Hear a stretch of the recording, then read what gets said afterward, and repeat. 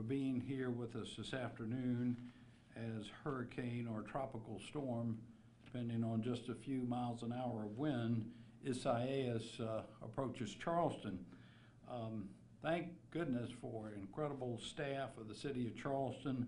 They formed a hurricane task force months ago, led by Shannon Scaff, who I'll introduce in just a minute. And of course, I admit to y'all, in Charleston, we've had pretty good practice at getting ready for hurricanes, right? We've had now 4 named storms 4 years in a row.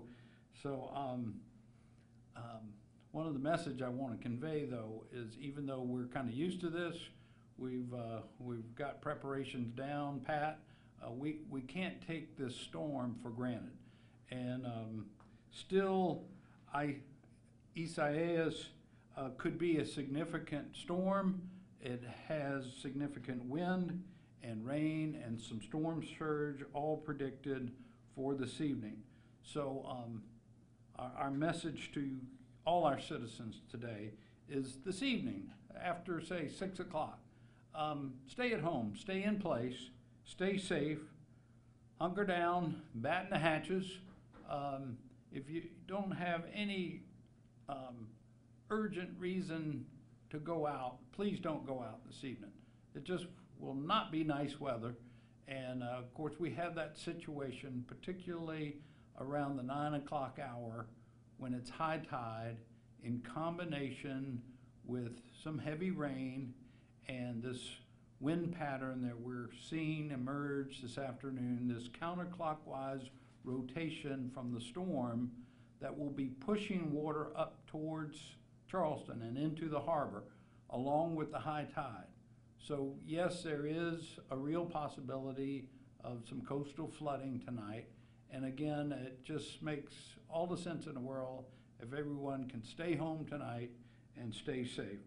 I mentioned our Hurricane Task Force led by our emergency management leader, Shannon Scaff, and Shannon's going to update you on some of the details of what he and his team and the city has been up to over the last few days. Shannon? Well, thank you, Mr. Mayor, for your leadership in yet another storm event here in Charleston. Would be my 3rd one as the Emergency Management Director in just 2 years. I think I've seen up to 90% of the activity for 2020 still remains, and it's been a busy year already. As of 11 a.m., the tropical storm was 90 miles east-southeast of Brunswick, Georgia, moving north at 13. It was projected to reform as a hurricane and to maintain hurricane strength as it passes along the Charleston area coast. Winds have already increased, and tropical storm force winds are projected by early this afternoon. Rainfall amounts of 3 to 6 inches and locally higher are forecast. Some of the heaviest rainfall may occur around tonight's 8:59 high tide, which is currently projected at 8 feet.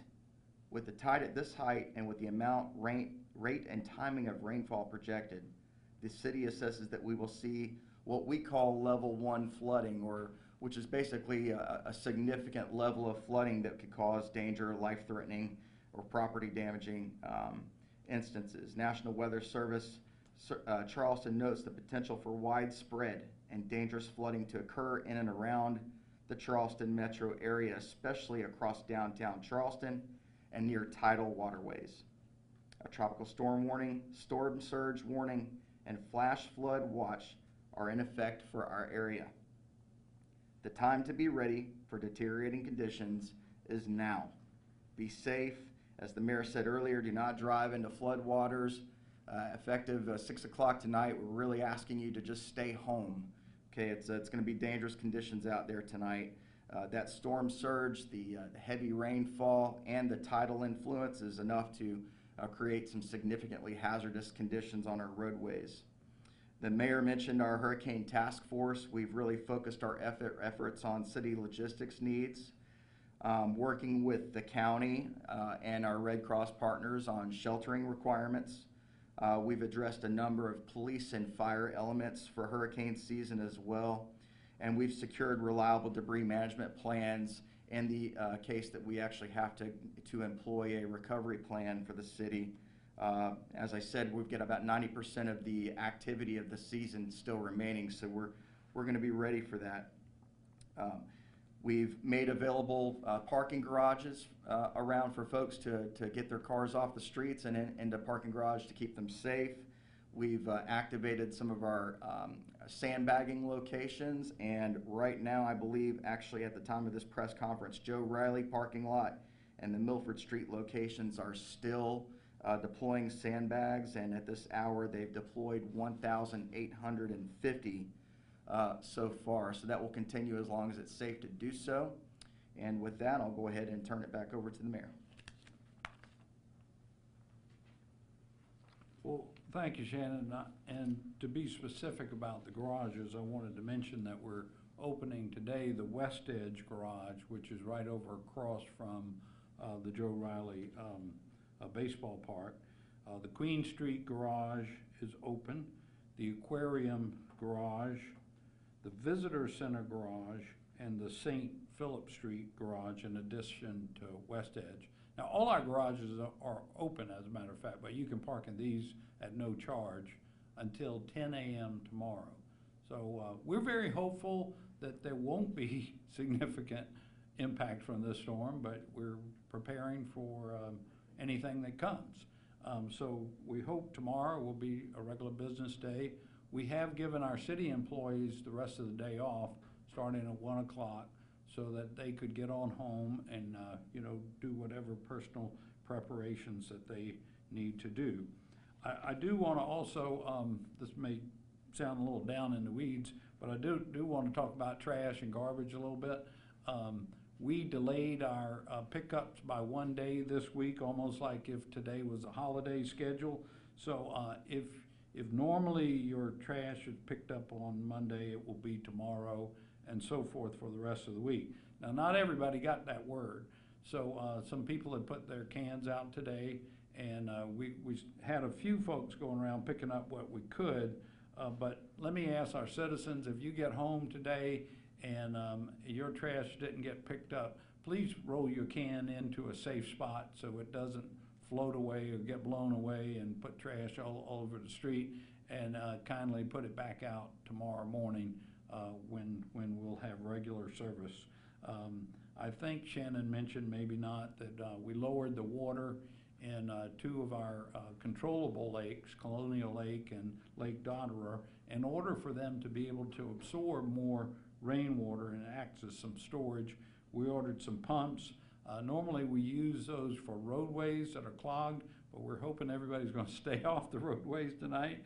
So we'll let the water run off, but the pumps are there and ready.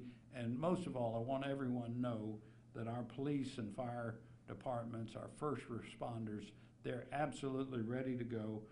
They have high water vehicles ready to use in the event of any rescues needed. So we are prepared, we're ready. But the safest thing for not only our citizens, but also our first responders, think about them, is just to stay off the road in the first place and stay safe. And I guess that's the ultimate message that we want to try to convey to our citizens today. So with that being said, if anybody has any questions, I'm happy to answer them. Yes, ma'am. Mayor, the 6 o'clock hour you were talking about, is this an actual curfew being put in place or more of a recommendation at this point? It's a recommendation. Okay. Do you foresee putting a curfew in place? I do not. I certainly hope not, but council did authorize me in consultation with the police chief and our emergency management personnel to put one in place if need be, and also to be able to legally close roads. We have that authority as well. Now if the 2-foot storm surge happens right around the time of the high tide, it's very likely that we will have some road closures, and I think you can look on our website and almost immediately see everything that we close down. But we have those tools in our toolbox. We are not declaring a curfew. We have that ability, but we do advise our citizens tonight, anytime after 6 o'clock, just stay home. Great night as long as your power's up to watch a movie or read a book, and just chill out this evening, stay home and stay safe. Mayor, has the pandemic impacted the storm preparation operations for the city? I'm sorry, could you repeat that? Has the pandemic Well, the question is about the pandemic impact on all of our operations. The only real impact this time has been the fact that all of these emergency staff meetings that we've had, we normally get together personally, physically in our Emergency Operations Center, and all of our meetings have been virtual. Now, to go beyond that, I must share that most of the brain power that's gone into concern about hurricane preparedness this year in the era of a pandemic is what happens when you have shelters and evacuation, and you're generally bringing people together, and the fear of the spread of the virus if that were to occur. Now, of course, luckily, Isaias, I'm still working on pronunciation, is not that big of a storm or strong of a storm that necessitated either an evacuation order or the opening of shelters. So as long as everybody doesn't congregate and stay at home, there's no fear of the spread of the disease from the storm itself. Another question, how has the Hurricane Task Force impacted how you all prepare for tropical storms and hurricanes in the city? Well, it's a real collaborative effort, and I might let Shannon step back up and share with you a little more detail, but we involve literally all the departments of our city and really try to think out every scenario, and with our experience over the last 4 years, to think about every drain that we can clean and every lake that we can lower and every possible preparation that we could possibly make. So Shannon, you want to add to that one? Sure.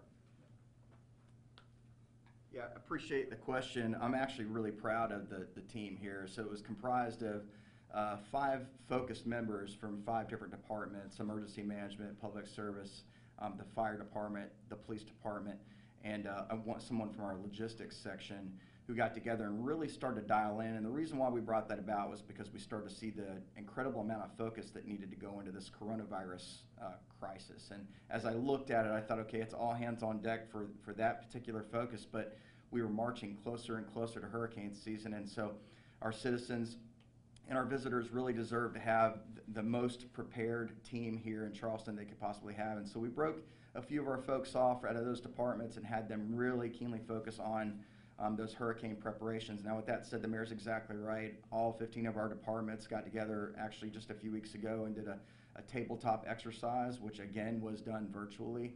So we've all been aware that we are marching towards this, and with 2020 being what it is, we needed to be 100% prepared for hurricane season, and we feel like we've done what we need to do to get there.